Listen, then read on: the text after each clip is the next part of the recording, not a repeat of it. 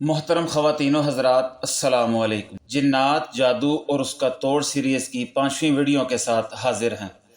گزشتہ ویڈیو میں ہم نے جنات و شیاطین کے متعلق 8 اہم باتیں، ان کے وجود کے اس بات پر 8 قرآنی آیات اور ان کی کارستانیوں سے متعلق 8 احادیث مبارکہ پیش کی تھی۔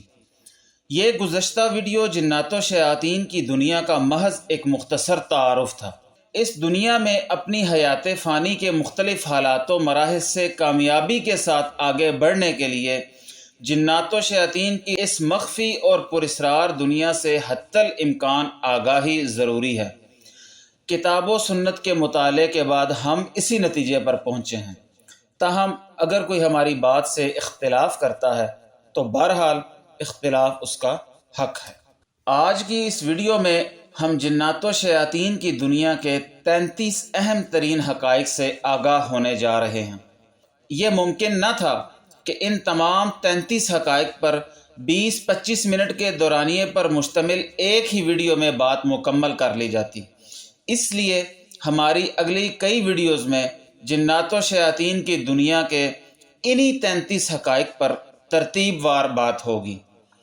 آج کی ویڈیو میں ہم جنات کے دیکھنے، ان کی تخلیق، جن و انس میں تخلیق کی ترتیب، ان کا کھانا پینا، رہائش کے مقامات اور منتشر ہونے کے اوقات جیسے امور پر بات کریں گے، اور جنات جیسی غیبی مخلوق کے ان مخفی حقائق کے بارے میں جاننے کا سب سے اہم ذریعہ قرآن کریم اور نبی کریم صلی اللہ علیہ وآلہ وسلم کی احادیث مبارکہ ہوں گی، اور کہیں کہیں بعض ائمہ کرام کے اقوال بھی۔ آگے بڑھنے سے پہلے آپ کو بتاتے چلیں کہ اس سیریز کی گزشتہ ویڈیوز کا لنک آج کی ویڈیو کی ڈسکرپشن میں موجود ہے، جبکہ ہماری آئندہ کی ویڈیو سے بر وقت باخبر رہنے کے لیے آپ ہمارا چینل سبسکرائب کر سکتے ہیں۔ تو آئیے جانتے ہیں جنات و شیاطین کی دنیا کے بارے میں 33 اہم ترین حقائق کو۔ حقیقت نمبر 1، ہم جنات کو نہیں دیکھ سکتے، تاہم وہ ہم انسانوں کو دیکھ سکتے ہیں۔ جنوں اور شیاطین کی تخلیق کچھ اس طرح کی گئی ہے کہ ہم انسان انہیں نہیں دیکھ سکتے، لیکن وہ ہمیں دیکھ سکتے ہیں۔ مگر کسی چیز کو ہمارے نہ دیکھ سکنے سے یہ بات لازم نہیں آتی کہ اس چیز کا کوئی وجود ہی نہیں ہے۔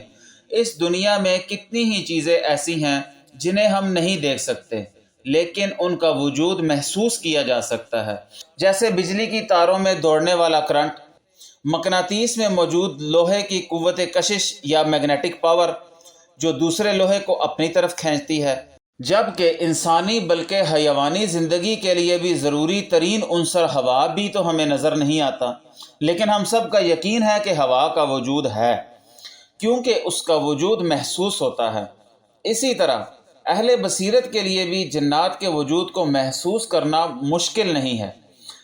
اللہ تعالیٰ قرآن میں فرماتے ہیں، بسم اللہ الرحمن الرحیم، انہ یراکم هو وقبیلہ من حیث لا ترونہم انا جعلنا الشیاطین اولیاء للذین لا یؤمنون۔ وہ شیطان اور اس کا لشکر تم کو ایسے طور پر دیکھتا ہے کہ تم ان کو نہیں دیکھتے ہو۔ ہم نے شیطانوں کو انہی لوگوں کا دوست بنایا ہے جو ایمان نہیں لاتے۔ تاہم انسانوں کے برخلاف اللہ تعالیٰ نے جانوروں اور پرندوں کو یہ صلاحیت اور قوت دی ہے کہ وہ جنوں اور شیطانوں کو دیکھ سکیں۔ اس حوالے سے ہم 2 احادیث مبارکہ سے رہنمائی لیتے ہیں۔ پہلی حدیث، حضرت ابو ہریرہ رضی اللہ تعالیٰ عنہ فرماتے ہیں کہ رسول اللہ صلی اللہ علیہ وآلہ وسلم نے فرمایا، جب تم مرغ کو بانگ دیتے سنو تو اللہ سے اس کے فضل کو طلب کرو، کیونکہ اس نے فرشتہ کو دیکھا ہے، اور جب تم گدھے کو ہینکتے ہوئے سنو تو شیطان سے اللہ کی پناہ طلب کرو، کیونکہ اس نے شیطان کو دیکھا ہے۔ دوسری حدیث، حضرت جابر بن عبداللہ رضی اللہ تعالیٰ عنہ سے روایت ہے کہ رسول اللہ صلی اللہ علیہ وآلہ وسلم نے فرمایا، جب تم کتوں کو بھونکتے اور گدھوں کو ہینکتے ہوئے سنو تو اللہ کی پناہ طلب کرو، کیونکہ یہ ان کو دیکھتے ہیں جن کو تم نہیں دیکھتے۔ حقیقت نمبر 2، انسان کی تخلیق مٹی سے اور جنوں کی تخلیق آگ سے ہوئی ہے۔ جنات و شیاطین کی اس حقیقت پر قرآن مجید سے 2 آیات پیش کرتے ہیں۔ قال ما منعك الا تسجد اذ امرتك قال انا خیر منه خلقتنی من نار وخلقته من طین۔ فرمایا کہ تجھے کس چیز نے روکا کہ تو سجدہ نہیں کرتا جب میں نے تجھے حکم دیا؟ اس نے کہا میں اس سے بہتر ہوں، تو نے مجھے آگ سے پیدا کیا اور تو نے اسے مٹی سے پیدا کیا۔ دوسری آیت وَخَلَقَ الْجَانَّ مِن مَارِجٍ مِّن نَار، اور جنات کو آگ کے شعلے سے پیدا کیا گیا ہے۔ اس کا یہ مطلب نہیں کہ موجودہ جنات آگ کے شعلوں کی طرح ہیں، بلکہ اس آیت کا مفہوم یہ ہے کہ جس طرح انسانوں کی ابتدا آدم علیہ السلام سے ہوئی اور انہیں مٹی سے تخلیق کیا گیا، اسی طرح جنات کی تخلیق کی ابتدا آگ سے ہی کی گئی، لیکن بعد میں پیدا ہونے والے جنات کی حیت آگ سے مختلف ہے۔ البتہ ان دونوں کو ہی اللہ تعالیٰ نے اپنی عبادت کے لیے پیدا کیا ہے۔ اللہ تعالیٰ فرماتے ہیں وَمَا خَلَقْتُ الْجِنَّ وَالْإِنسَ إِلَّا لِيَعْبُدُونَ، اور میں نے جنوں اور انسانوں کو پیدا نہیں کیا مگر اس لیے کہ وہ میری عبادت کریں۔ حقیقت نمبر 3، تخلیق کے اعتبار سے جن انسانوں سے بھی پہلے کے ہیں۔ اللہ تعالیٰ فرماتے ہیں وَالْجَانَّ خَلَقْنَاهُ مِن قَبْلُ مِن نَارِ السَّمُومِ، اور جان یعنی جنوں کو اس سے پہلے آگ کی لو سے پیدا کیا، یعنی انسانوں سے بھی پہلے۔ حقیقت نمبر 4، فرشتے نور سے، جن آگ سے اور آدم علیہ السلام خاک سے پیدا کیے گئے ہیں۔ سیدہ عائشہ صدیقہ رضی اللہ تعالی عنہا سے روایت ہے کہ رسول اللہ صلی اللہ علیہ وآلہ وسلم نے فرمایا فرشتوں کو نور سے، جنات کو آگ کی لو سے اور آدم کو اس چیز سے پیدا کیا گیا جو تمہارے لیے بیان کر دی گئی، یعنی مٹی سے۔ حقیقت نمبر 5، جنوں کی 3 قسمیں ہیں: ہوا میں اڑنے والے، سانپوں اور کتوں کی شکل میں پھرنے والے، ڈیرا لگانے اور کوچ کرنے والے۔ ابو ثعلبہ خشنی رضی اللہ تعالیٰ عنہ سے روایت ہے کہ رسول اللہ صلی اللہ علیہ وآلہ وسلم نے فرمایا جنوں کی 3 قسمیں ہیں، پہلی وہ جو سانپوں اور کتوں کی شکل میں ہوتے ہیں، دوسری وہ جو ہوا میں اڑتے ہیں، تیسری وہ جو اترتے اور کوچ کرتے ہیں، یعنی کسی کو ستاتے نہیں۔ حقیقت نمبر 6، احادیث مبارکہ میں شیطان کے 2 سینگ ہونے کا ذکر ملتا ہے۔ اس حوالے سے صرف ایک حدیث بیان کرتے ہیں۔ حضرت عمر بن عبسہ سلمی رضی اللہ تعالی عنہ نے رسول اکرم صلی اللہ علیہ وآلہ وسلم سے نماز سے متعلق سوال کیا تو آپ نے فرمایا صبح کی نماز پڑھو، پھر سورج نکلنے اور بلند ہو جانے تک نماز سے رکے رہو، کیونکہ سورج شیطان کے 2 سینگوں کے درمیان نکلتا ہے، اس وقت کفار اسے سجدہ کرتے ہیں، اس کے بعد نماز پڑھ سکتے ہو، اس لیے کہ نماز میں فرشتے حاضر ہوتے ہیں۔ پھر سورج غروب ہونے کے وقت نماز نہ پڑھو، کیونکہ سورج شیطان کے 2 سینگوں کے درمیان غروب ہوتا ہے اور کافر اس وقت سجدہ کرتے ہیں۔ حقیقت نمبر 7، جنوں اور شیاطین کے دل، کان اور آنکھ کے ہونے کا ذکر قرآن مجید میں ملتا ہے۔ وَلَقَدْ ذَرَأْنَا لِجَهَنَّمَ كَثِيرًا مِنَ الْجِنِّ وَالْإِنسِ لَهُمْ قُلُوبٌ لَا يَفْقَهُونَ بِهَا وَلَهُمْ أَعْيُنٌ لَا يُبْصِرُونَ بِهَا وَلَهُمْ آذَانٌ لَا يَسْمَعُونَ بِهَا، اور بلا شبہ یقیناً ہم نے بہت سے جن اور انسان جہنم ہی کے لیے پیدا کیے ہیں، ان کے دل ہیں جن کے ساتھ وہ سمجھتے نہیں، اور ان کی آنکھیں ہیں جن کے ساتھ وہ دیکھتے نہیں، اور ان کے کان ہیں جن کے ساتھ وہ سنتے نہیں۔ حقیقت نمبر 8، جنات و شیاطین کھاتے اور پیتے بھی ہیں۔ صحیح احادیث سے یہ بات ثابت ہو چکی ہے کہ شیاطین بھی جنوں میں سے ہی ہیں، یہ کھاتے پیتے بھی ہیں، ان کا کھانا انسانوں جیسا بھی ہوتا ہے اور بعض اوقات انسانوں سے مختلف بھی ہو سکتا ہے، لیکن ان کے کھانے پینے کے طریقے عام طور پر انسانوں سے مختلف ہوتے ہیں، جیسا کہ گزشتہ ویڈیو میں عبداللہ بن مسعود رضی اللہ تعالیٰ عنہ کی ایک حدیث بیان ہو چکی ہے کہ جس میں رسول اللہ صلی اللہ علیہ وآلہ وسلم نے یہ بتایا کہ جنات کی غذا ہڈی اور ان کے جانوروں کی غذا گوبر ہے، نیز آپ صلی اللہ علیہ وآلہ وسلم نے ہڈی اور گوبر سے استنجا کرنے سے منع بھی فرمایا۔ जिन्नात अपनी खुराक दो तरह से हासिल करते हैं। एक तो वो खुराक जो इंसान खाते हैं, और ये जिन्नात व शयातीन भी चोरी छुपे शामिल होकर उसे खा लेते हैं, जैसा कि दर्ज अहादीस से साबित है।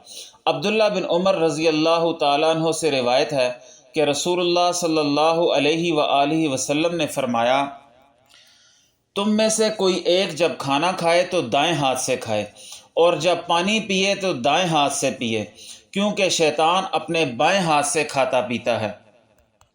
हज़रत हुज़ैफ़ा रज़ी अल्लाह तआला अन्हु कहते हैं कि जब हम रसूलुल्लाह सल्लल्लाहु अलैहि व आलिहि वसल्लम के साथ खाना खाते तो अपने हाथ खाने में न डालते जब तक आप शुरू न करते और हाथ न डालते।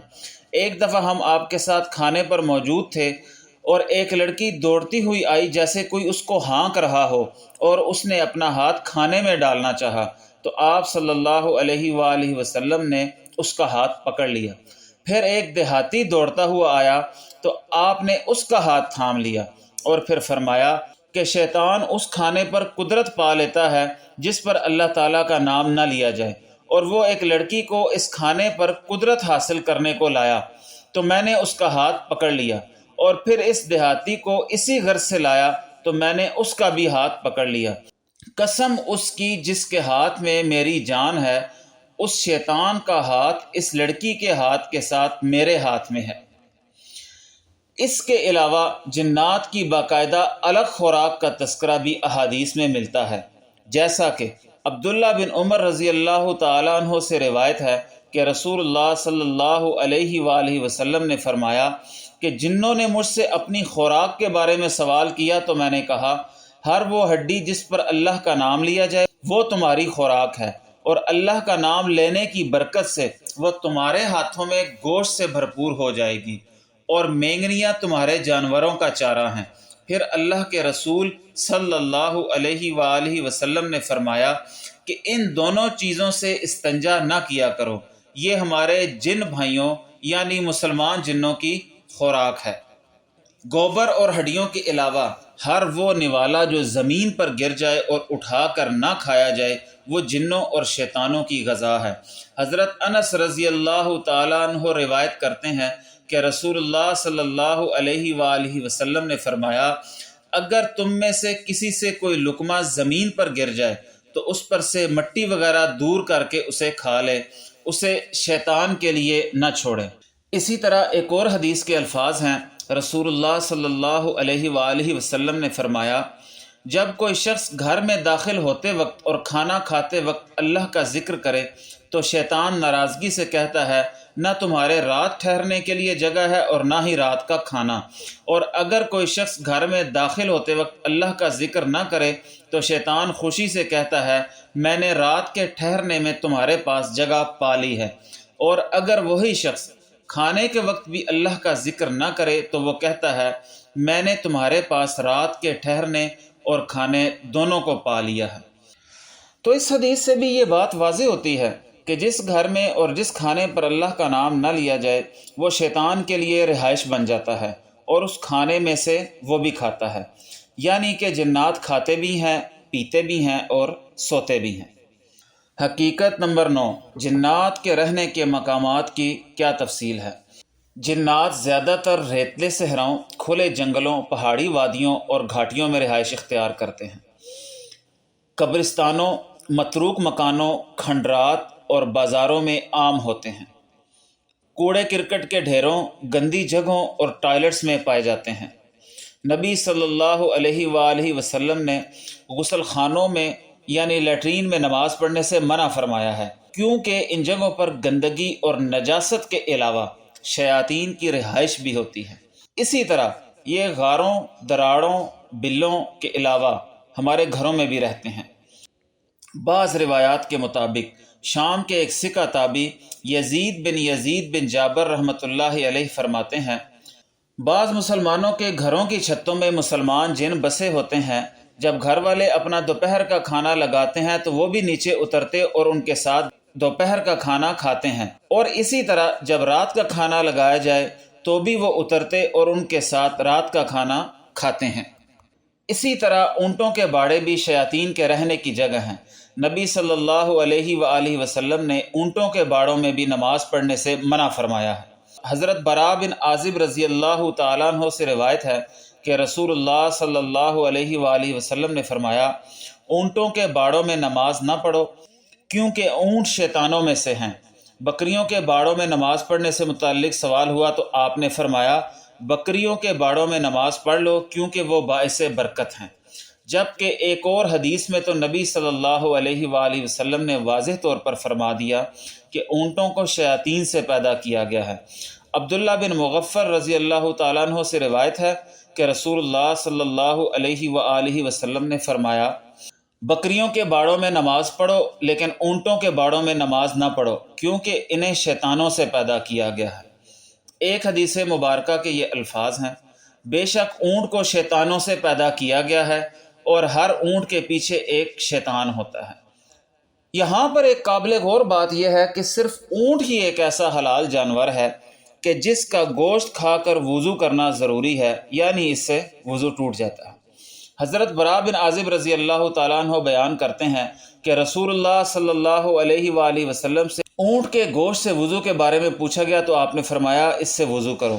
پھر جب بکری کے گوشت کے بارے میں سوال کیا گیا تو فرمایا، اس سے وضو نہ کرو۔ خلاصہ یہ کہ جنات عموماً ویران مقامات، کھنڈرات، جنگلوں، صحراؤں وغیرہ میں رہائش رکھتے ہیں۔